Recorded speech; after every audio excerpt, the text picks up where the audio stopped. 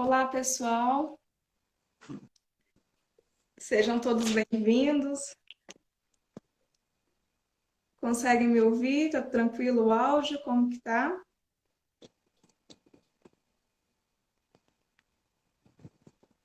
Todos escutam? Noite.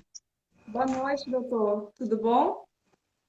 Você está me ouvindo bem, Joyce? Consigo te ouvir. Tá tranquilo o áudio. E consegue me O escutar? som, o som tá ótimo. Tá perfeito. Bom, sejam todos bem-vindos. Estou hoje com a presença do doutor Marco Antônio Redins. Eu gostaria de apresentar o currículo dele e vocês fiquem à vontade para poder tirar quaisquer dúvidas ao final e espero que possamos alcançar a expectativa de todos nessa noite.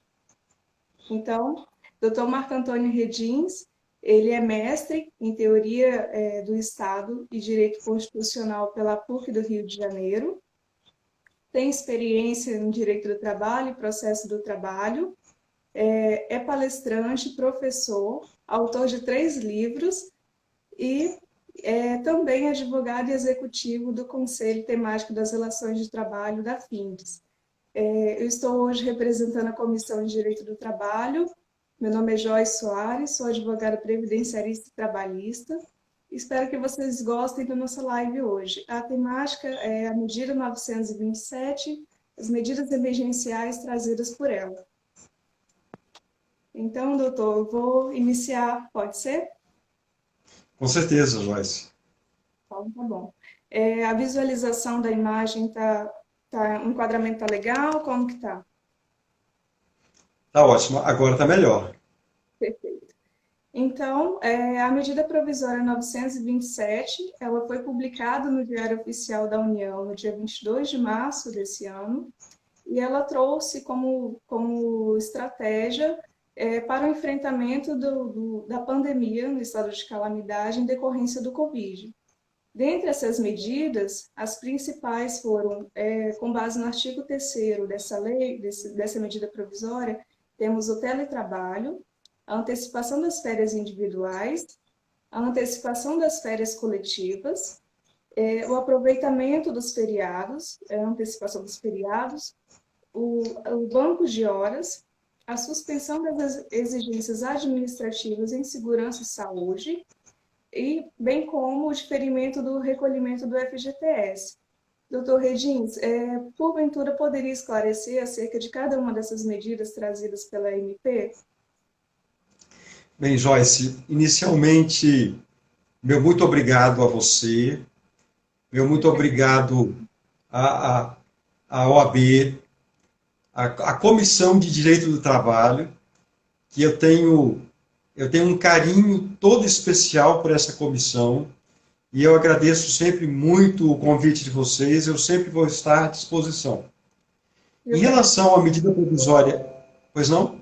Eu que agradeço por ter aceitado o convite e estar conosco nessa noite. Obrigada. Eu que te agradeço. Bem, inicialmente nós temos que separar o seguinte, a seguinte informação. Nós temos o chamado período de calamidade pública. Então nós temos que primeiro definir, delimitar que período de calamidade pública é esse. Bem, esse período de calamidade pública, ele vai exatamente do dia 20 de março até o dia 31 de dezembro de 2020. O Correto. que isso significa, Joyce? Significa que todas as medidas trabalhistas para manutenção do emprego e para manutenção da renda, medidas trabalhistas para manter emprego e renda, essas medidas poderão ser utilizadas durante todo o período de calamidade pública. As Perfeito. medidas trabalhistas emergenciais mais importantes, elas estão exatamente na medida provisória 927 e na medida provisória 936. Então, essas duas medidas provisórias, elas se complementam no sentido de preverem medidas trabalhistas emergenciais, que podem ser utilizadas pelas empresas para manter empregos e para manter renda. Então, tudo isso, todas essas medidas, podem ser utilizadas durante esse período que eu acabei de citar. Porém, nós temos que destacar o seguinte: nós sabemos que toda medida provisória, ela tem um período em que ela deverá ser convertida em lei, Certo. senão ela perde sua validade jurídica. Então, a medida provisória 927, ela já está em sua prorrogação. E ela teve início aí, ela foi publicada no Diário Oficial do dia 22 de março, e essas medidas poderão ser utilizadas até o dia 2 de agosto, caso não haja a conversão. Mas, lá no Congresso Nacional, já existe um projeto de conversão dessa medida provisória em lei. Já existe. O que nós esperamos? Nós esperamos que esse período restante de vigência dela, que seja convertido em lei. Para quê? Para que as empresas possam utilizar essas medidas até mesmo depois, né? Depois de agosto, em agosto, setembro, outubro, até dezembro. Até dezembro. Terminou dezembro, não pode usar mais nada. Joia. A não ser que o Congresso Nacional ele venha, de repente, a prorrogar o prazo. O prazo de calamidade pública, que, por enquanto, vai até o dia 31 de dezembro de 2020. Então, todas essas medidas podem ser utilizadas pelas empresas até o dia 31, mas temos que ressaltar que existe aí a necessidade de conversão dessa medida provisória em lei, até o dia 2 de agosto de 2020. E eu espero que ocorra essa conversão. Bem, dito isso, uma outra questão muito importante que nós temos que ressaltar é que algumas medidas emergenciais podem ser adotadas pela empresa mesmo sem a concordância do trabalhador. Não é um rol Porém, taxativo, né, doutor? pois não? Não é um rol taxativo, né? Então, algumas podem ser adotadas pela empresa, independentemente da concordância do trabalhador. Já outras medidas dependem da concordância do trabalhador. E essa concordância, ela se dará através do acordo individual de trabalho. Então, algumas não precisam do acordo individual, outras dependem do acordo individual, porém todas podem ser ajustadas por meio de acordo coletivo. Então nós temos aí esses prismas que nós temos que observar em relação a essas medidas emergenciais. Eu vou seguir o artigo 3º, a ordem dele, que vai facilitar bastante. O primeiro ponto que você falou é sobre teletrabalho. Exato. Teletrabalho, trabalho à distância, home office, né? São sinônimos. Trabalho, Tem as suas diferenças. a medida provisória, ela utiliza todas essas expressões para não deixar dúvida, porque o objetivo dessas medidas provisórias, o objetivo é flexibilizar. Flexibilizar de tal forma que não ocorram entraves, onde, teletrabalho, trabalho à distância, será que tem diferença? Aí a medida provisória vem e diz, não, é tudo a mesma coisa. Ela coloca teletrabalho, ela coloca trabalho à distância e ela coloca trabalho remoto. Tudo isso é sinônimo. Então, eu posso me valer de todas essas expressões sem que haja qualquer problema. Pela CLT, a CLT prevê o seguinte: teletrabalho é somente para o trabalhador que executa alguma atividade que utiliza tecnologia de informação e comunicação. Isso está na CLT. O que está na CLT é para uma situação de normalidade. A medida provisória é para uma situação de excepcionalidade. Então, em relação ao teletrabalho, eu não vou seguir a CLT. Eu vou seguir a medida provisória 927. E lá diz o seguinte: o empregador pode determinar a conversão desse contrato individual de trabalho do empregado de presencial para teletrabalho, mesmo que não haja concordância do trabalhador. Qual é a obrigação da empresa? Avisar o trabalhador com antecedência mínima de 48 horas. Uhum. Precisa do acordo individual? Via de regra, não. Porém, nós temos aí 3 situações que nós temos que observar. Primeira situação: o empregado tem na sua casa, porque ele vai prestar serviço em casa, né? Uhum. Isso aí, ele vai estar fora do estabelecimento do empregador.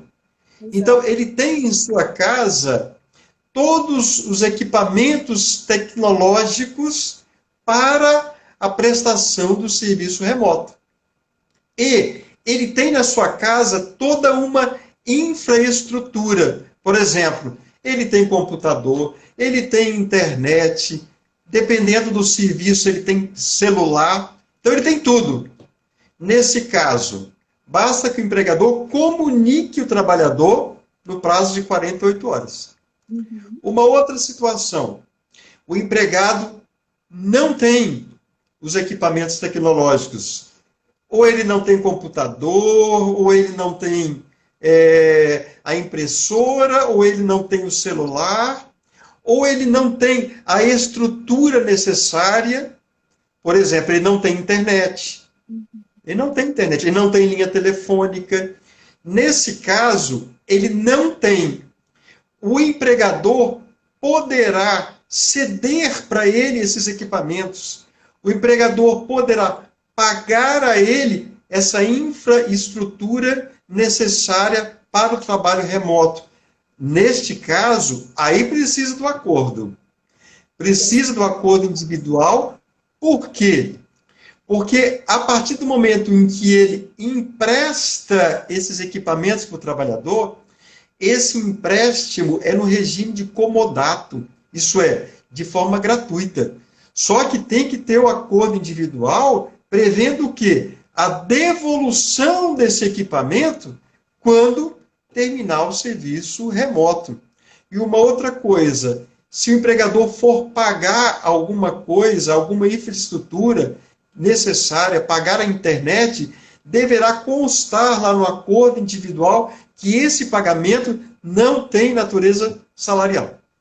Ele deve ser ressarcido desses gastos, caso o empregado ele arque com essas despesas? Então, aí tudo vai depender do que for ajustado para a empresa. Se a empresa resolver fornecer os equipamentos e pagar a infraestrutura, a empresa antecipadamente ou no prazo de 30 dias deverá elaborar um contrato, um acordo escrito, assinado pelo empregado e pelo empregador, prevendo este empréstimo gratuito, prevendo os pagamentos, caso seja feito algum tipo de pagamento pela empresa. Terminou o período de teletrabalho, o empregado volta para trabalhar na empresa normalmente. Terceira situação. Na terceira situação, o empregado não tem os equipamentos, o empregado não tem internet, a empresa não tem como fornecer nada, a empresa não tem como pagar pela infraestrutura. Como é que fica a situação? A medida provisória diz: o período de trabalho, aquelas 8 horas, será considerado tempo à disposição do empregador. aí abre a possibilidade de outros tipos de trabalho remoto. Por exemplo, uma pessoa que costura, uma pessoa que faz costura pela CLT, não pode. Mas pela medida provisória, nada obsta que aquela pessoa que trabalha dentro da fábrica, costurando alguma coisa, que vá prestar esse mesmo serviço na sua casa. Nada obsta. Ou para outras atividades também. Então, Perfeito. em relação ao teletrabalho, é isso que nós temos a falar.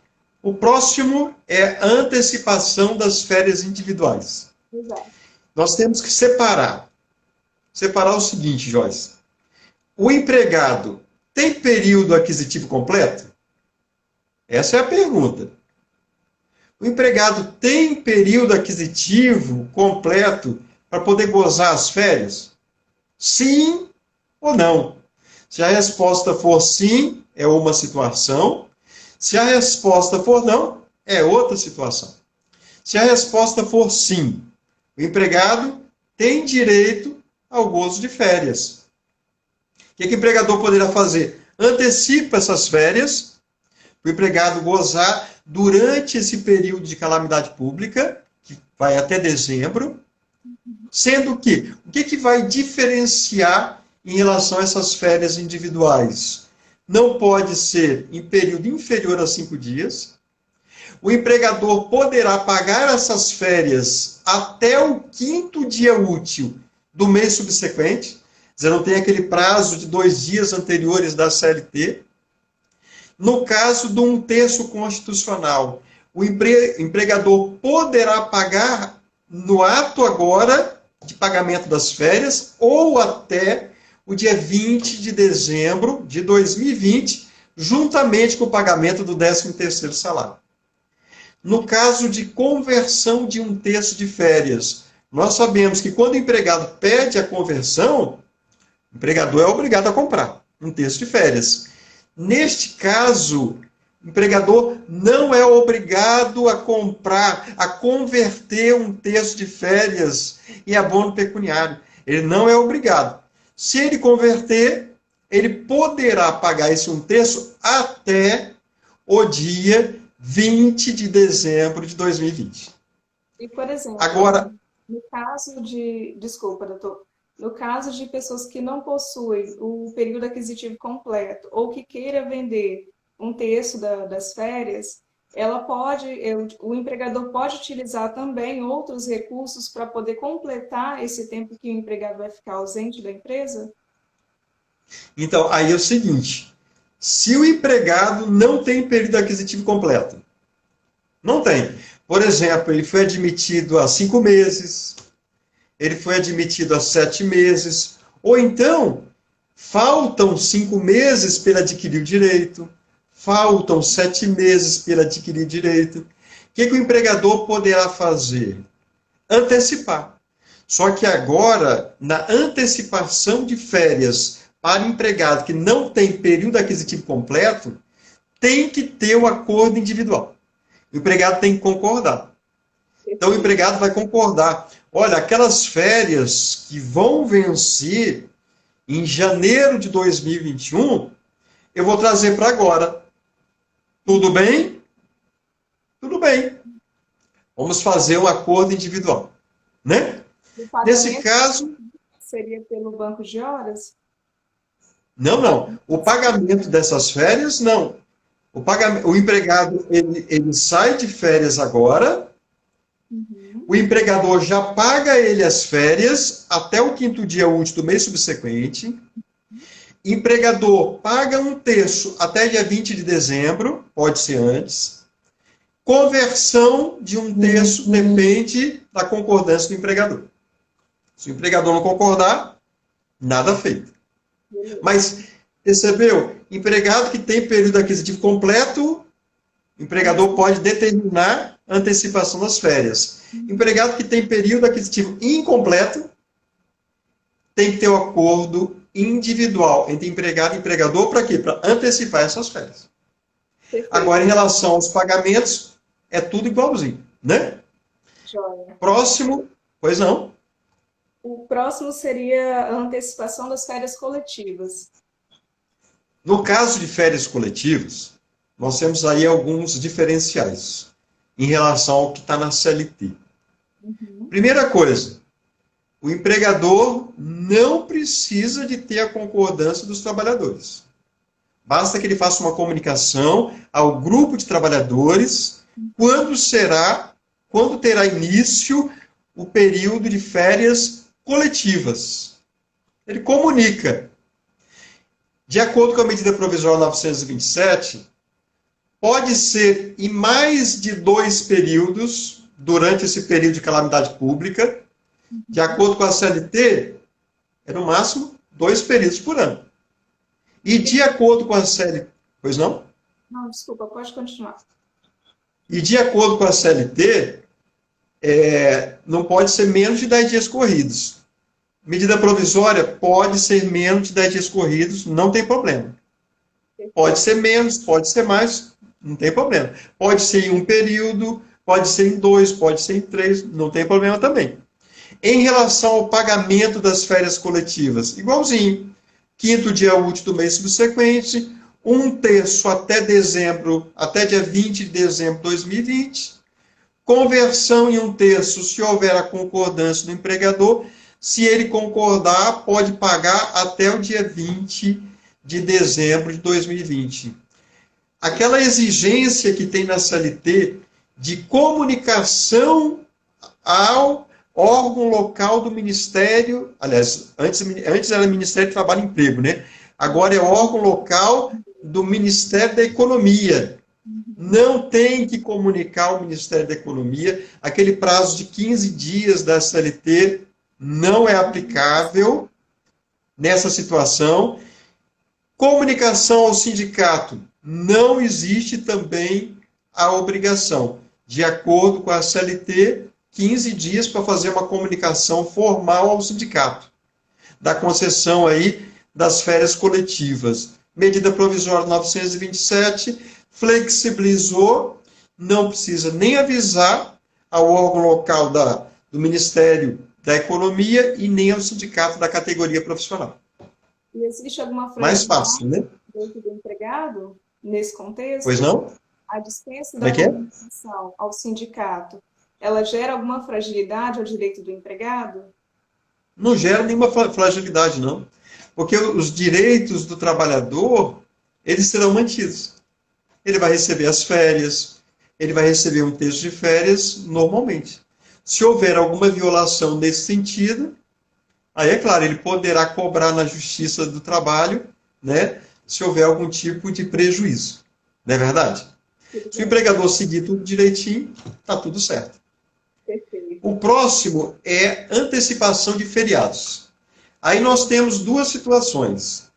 Primeira coisa, tem feriado que é religioso e tem feriado que não é religioso. Feriado não religioso. Não é religioso. Basta que o empregador comunique ao grupo de empregados o aproveitamento do feriado. Ponto. Quer dizer, se você vai ter um feriado não religioso, 7 de setembro, o empregador fala para um grupo de empregados, vamos antecipar o feriado de 7 de setembro agora, dentro do mês de maio.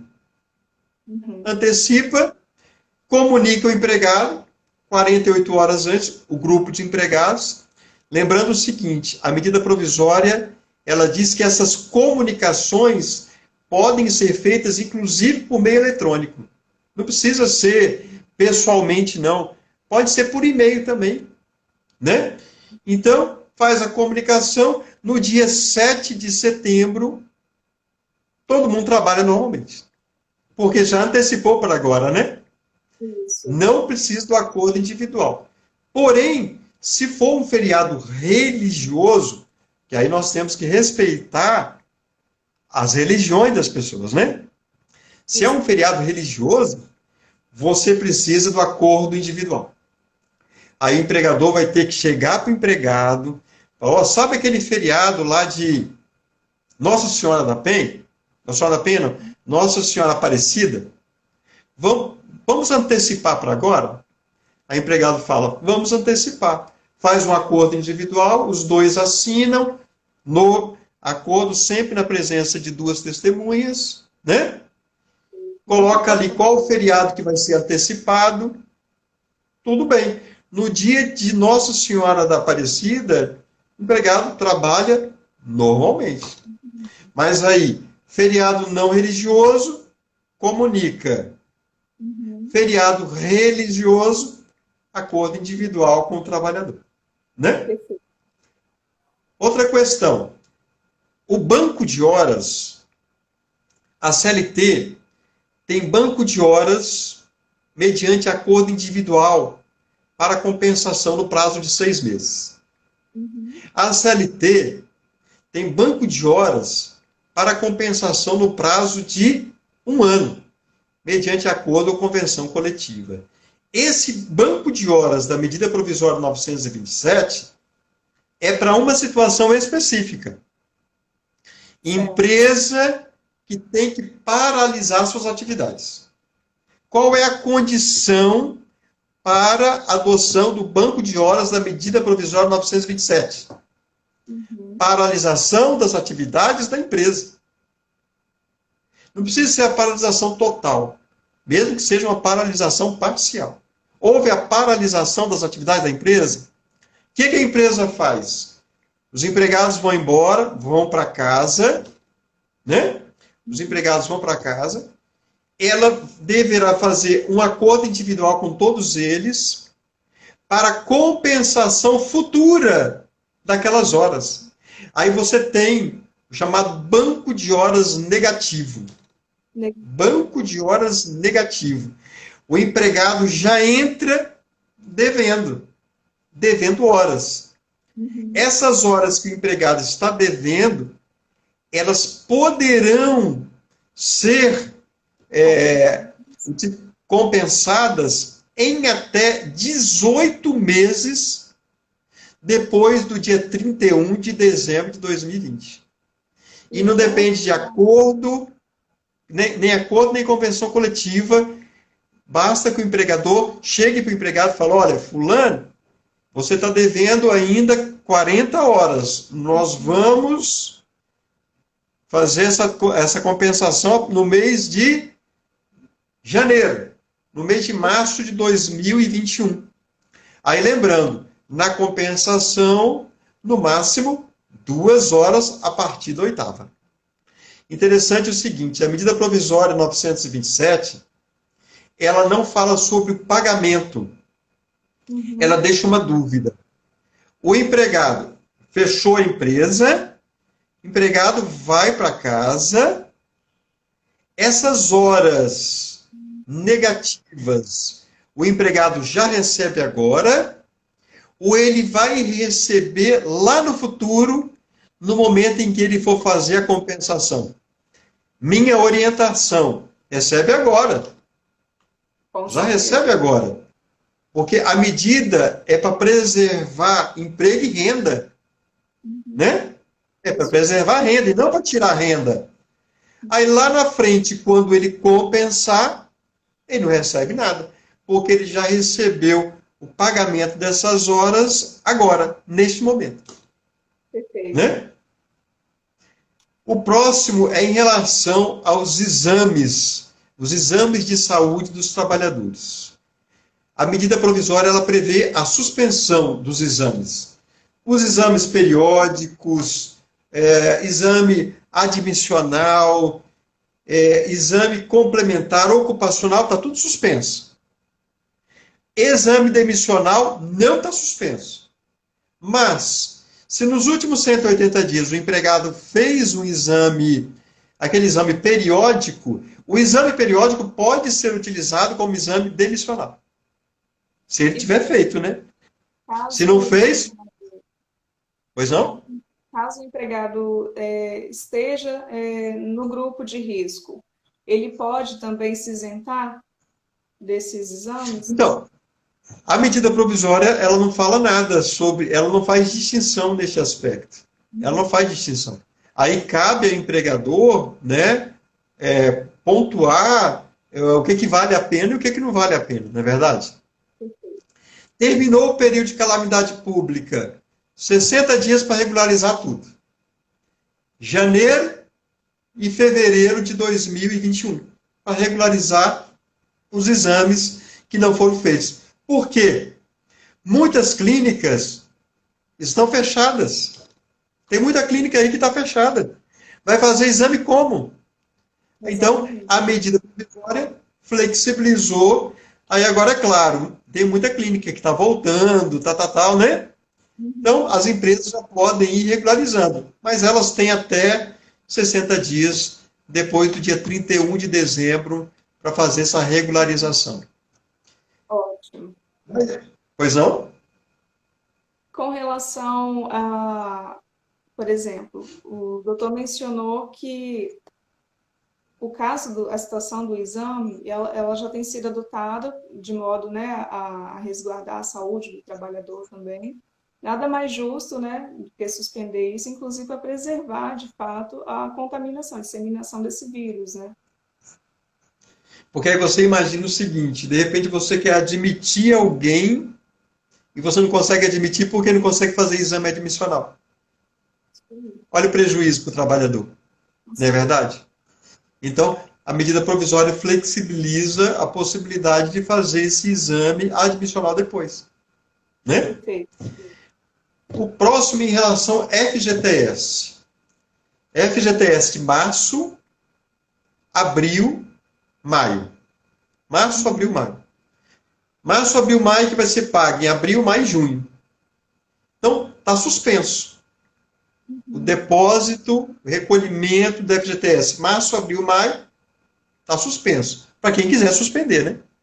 A empresa não é obrigada a suspender, não. Mas se ela quiser suspender, o que ela deverá fazer? Até o dia 20 de junho, ela deverá comunicar à Receita Federal da suspensão de recolhimento do FGTS de março, abril e maio. Feito isso, a partir de julho, ela poderá pagar esse FGTS em 6 parcelas. Ela paga em 6 parcelinhas, tudo certinho. Mas tem que comunicar à Receita Federal, senão ela vai ter problema. E considerando que já tem a possibilidade de prorrogação da medida provisória, isso se aplicaria também aos demais meses ou não tem nada decidido nesse sentido? Então, aí tudo vai depender. Cada medida provisória prevendo essas medidas trabalhistas emergenciais, cada uma delas tem várias ações no Supremo Tribunal Federal questionando. Várias delas.